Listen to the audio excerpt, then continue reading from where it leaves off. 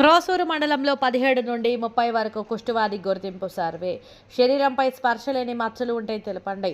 వైద్యాధికారి మహమ్మద్ షాద్, ఆరోగ్య విస్తరణాధికారి శిఖా శాంసన్. క్రోసూరు మండలంలో ఈ నెల 17 నుండి 30వ తేదీ వరకు కుష్ఠవ్యాధిని గుర్తించే కార్యక్రమం ఎల్సీడీసీ లెప్రసీ కేస్ డిటెక్షన్ క్యాంపెయిన్ను పటిష్టంగా నిర్వహిస్తున్నట్లు వైద్యాధికారి మహమ్మద్ షాద్ అన్నారు.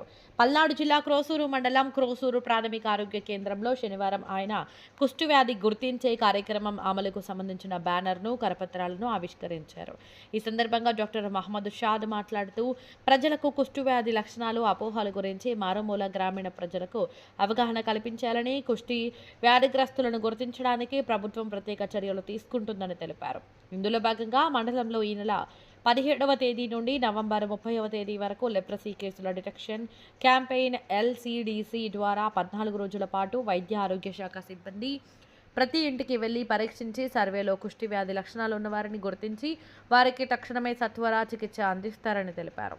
అలాగే కుష్టి వ్యాధి లక్షణాలు ఉన్న వ్యక్తికి ప్రాథమిక దశలోనే గుర్తించి చికిత్స ఇవ్వడం ద్వారా వ్యాధిని అరికట్టి అంగవైకల్యం రాకుండా నివారించవచ్చు అని అన్నారు.